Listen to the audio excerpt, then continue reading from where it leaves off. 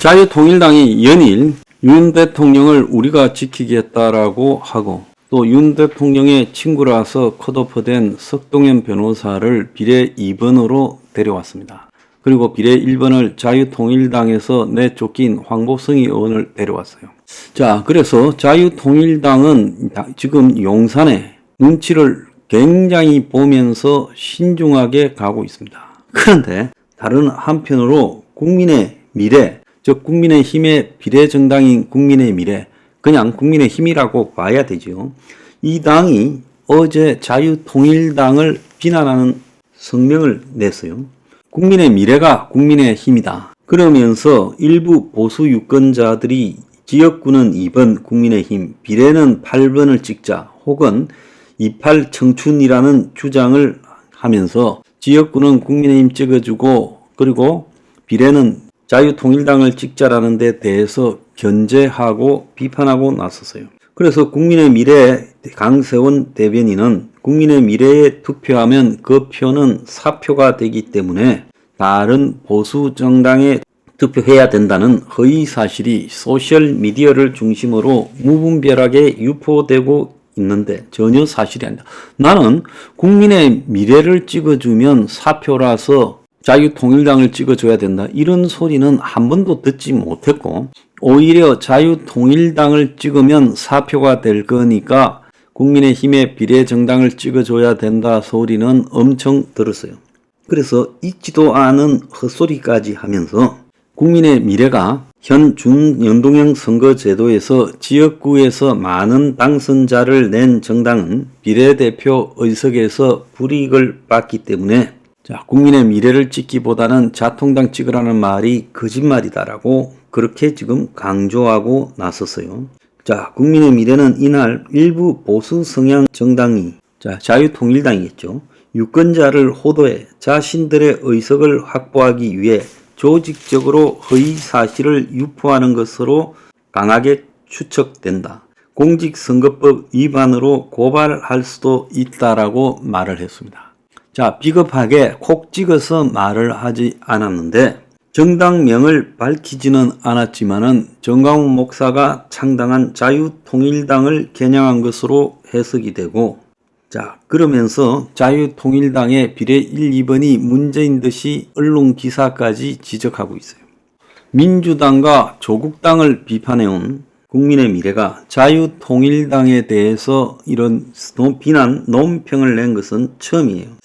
그래서 투표 현장에서 일부 유권자들이 왜 국민의힘이 비례대표 용지 없느냐? 그것은 당신들이 다 합작해먹은 준연동형 비례대표의 결과 때문이지 그게 자유통일당 때문이에요. 그래서 국민의 미래가 국민의힘의 비례정당이라는 걸 제대로 알리지 못한 덕분이죠.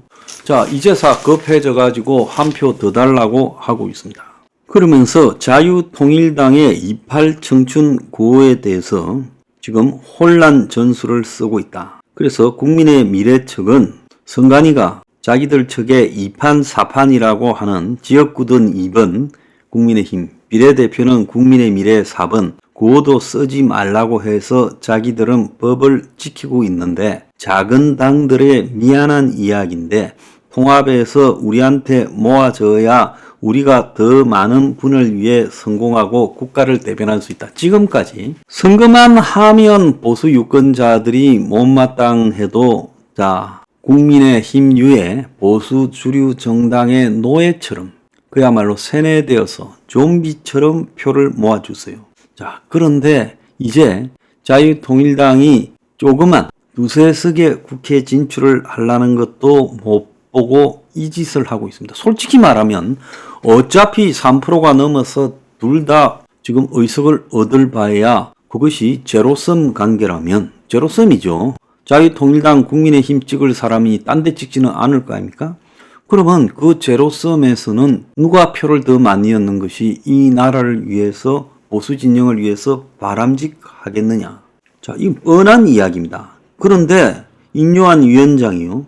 그 작은 당들의 미안한 이야기인데 통합해서 우리한테 표를 모아줘야 더 많은 분을 위해 성공적으로 국가를 대변할 수 있다. 다 포기하고 좀 빠져달라는 말도 비공식적으로 전달했다고 말을 하고 있습니다.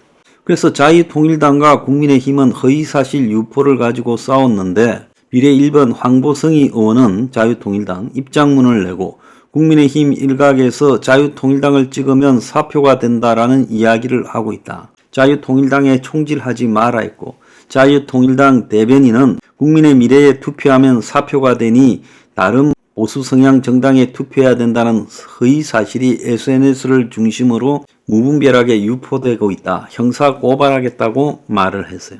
자, 이 작은 당에 어마어마한 행포를 부리고 있습니다. 저것들 내부가 의사 정원이나 해결하고 내분이나 수습하지, 그것도 제대로 수습하지 못하고 가고 있으면서 그야말로 있어나마나한 인물들을 비례 후보로 해놓고 가면서 이 짓을 하고 있습니다. 제가 이것들이 사람인가 생각이 듭니다. 지금까지 국민의힘이 보여온 이 행태, 그야말로 이 보수 기득권의 완전 독점 식당이었습니다. 그래서 사람들이 이 독점 식당에 맛이 없어도 딴 데는 밥을 먹을 수가 없기 때문에 거기 가야 돼요. 서울의 유명 병원에 가면 대체로 밥이 맛이 없습니다. 그 병원들이요, 다 이렇게 병원이 만드는 자리가 그린벨트나 이런 데를 풀어서 만들기 때문에 주변에 집이 별로 없어요. 그래서 한참 나가야 밥을 먹을 수 있어요. 그래서 사람들이 그렇게 할 수는 없어요. 1km 이상 밥 먹으러 걸어 나갈 수가 없지 않습니까? 그러니까 병원에 온 하루에 수만 명의 사람들은 병원 식당에서 밥을 먹어야 되는데, 특징은 병원 식당이 비싸기만 하고 맛이 없어요. 대체로 다 그래요. 자, 그래서 병원이 도대체 밥 장사를 하는 건가 아니면 의료 서비스를 파는 건가가 의문이 될 때가 있어요. 그런데 지금 마찬가지로 똑같습니다. 맛없고 비싼 병원 식당과 국민의힘이라는 당이 똑같다는 거예요. 그래서 역대 보수 정당에 대해서 국민들은, 다른 보수 소수 정파 세력들은 이게 성공하지 못할 것이다라는 이 선입견을 가지고 대체로 몰빵해 줬어요. 그래서 다른 소수 정파들이 수년간 노력을 해도 이 세가 확장이 안 됩니다. 자, 그런데 죽을 고생을 해서 이제 자유통일당이 3%를 넘겨서 5%, 6%까지 나와요. 그런데 그걸 이제 위협을 느끼고 정면으로 들이받는 성명을 냈다. 이것들이 사람인가 의심스럽습니다.